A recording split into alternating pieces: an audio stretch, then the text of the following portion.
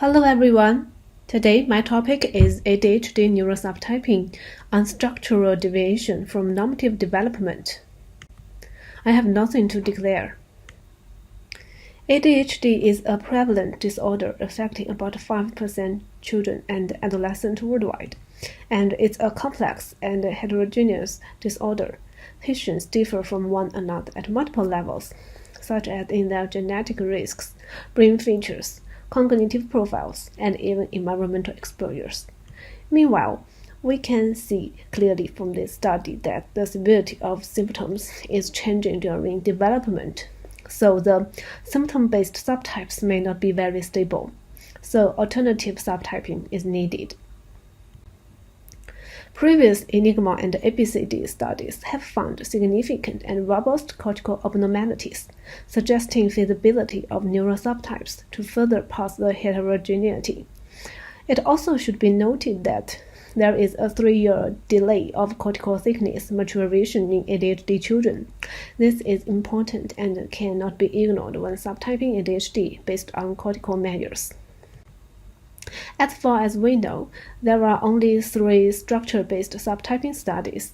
We found 2 main limitations. First is small sample size, usually less than 100 patients.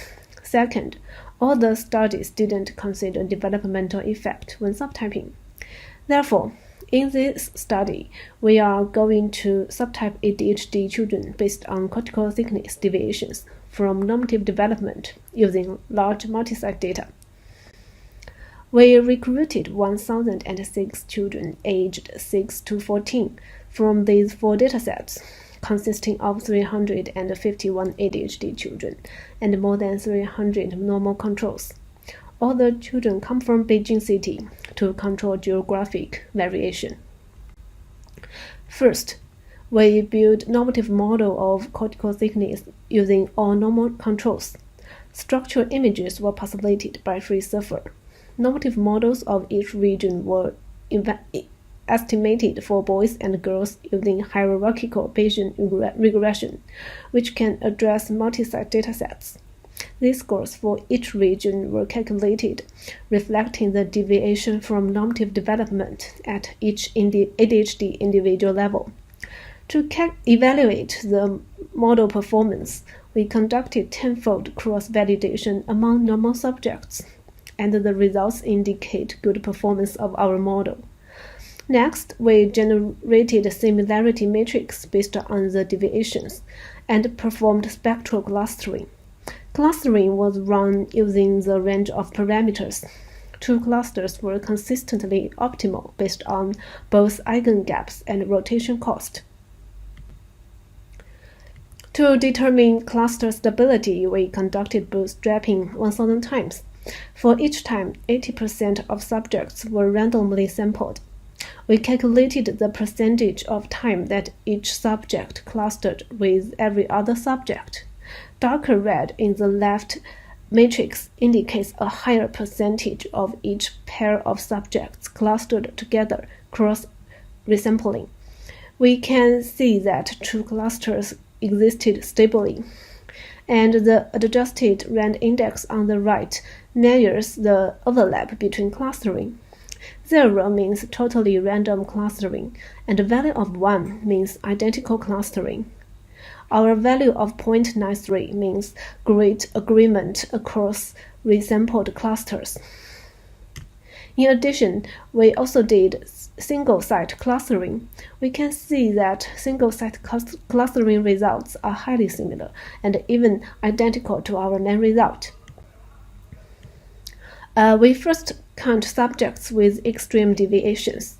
Most of our subjects have less than 20 deviated regions. Only 1 ADHD has more than 80 deviated regions. Then here is the spatial distribution of ADHD with extreme deviations. We can see clearly that deviations are quite heterogeneous because some regions are highly deviated, while some others are not. This gives us strong evidence of subtyping ADHD based on deviations. Then we look at the deviation profiles for each subtype.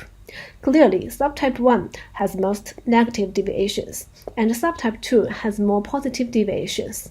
Compared with controls, subtype 1 has lower cortical thickness, while subtype 2 has higher thickness. Next, we did a series of analyses to validate our subtypes. Clinically, we looked at the subtype differences in treatment response and diagnostic accuracy after subtyping. Functionally, we explored the brain-behavior relationship for each subtype to evaluate prediction power of symptoms and cognition. Here is the number of patients with medication after scan and the drug types they used. We look at the subtype differences in treatment response using 3-factor repeated measure ANOVA. For total symptom score, interaction between medication time and drug type existed within subtype 1, which means different medication effects between two drugs for subtype 1. We found out that methylphenidate has better effect. However, for subtype 2, no interaction was detected, so no differences between two drugs.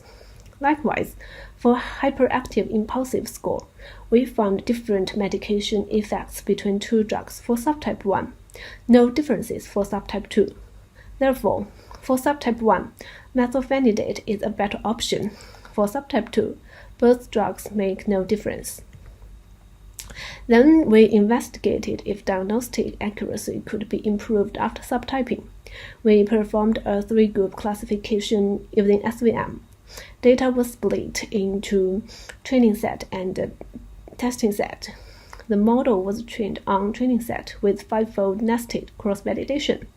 Then, the trained model was applied to testing set. Finally, model performance was evaluated. As a reference, we also did a 2-group classification of ADHD and controls. Accuracies and specificity of each subtype are higher after subtyping, indicating a promising diagnostic value of our subtypes. Next, we conduct PLS analysis to evaluate the brain behavior relationship for two subtypes. For subtype 1, there are significant associations between thickness deviation and symptom. Lower thickness in frontal parietal network related to severe symptoms. For subtype 2, there was significant association between thickness deviation and cognition. Larger thickness in parietal and occipital lobe related to good cognition performance.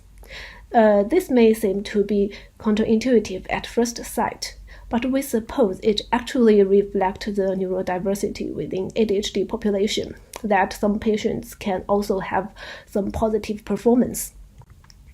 For our follow-up work, we also explored the genetic correlates of subtypes. Our work is almost complete and is going to be submitted to journal soon. In conclusion, we parsed ADHD heterogeneity based on deviations of cortical thickness and got to meaningful subtypes. Clinically, we found methylphenidate showed better treatment effect for subtype 1, and classification accuracies are improved for both subtypes after subtyping. Functionally, cortical thickness deviation had good predictive power of symptoms in subtype 1 and cognitive function in subtype 2. From biological perspective, lower cortical thickness in subtype 1 may relate to less expression of genes in frontal and parietal lobe. A subtype of these genes is enriched on axonal development, presynapse, and dendrite. I would like to thank all the professors and lab mates, especially thank our collaborators from hospital for providing data and advice. Thank you for your attention.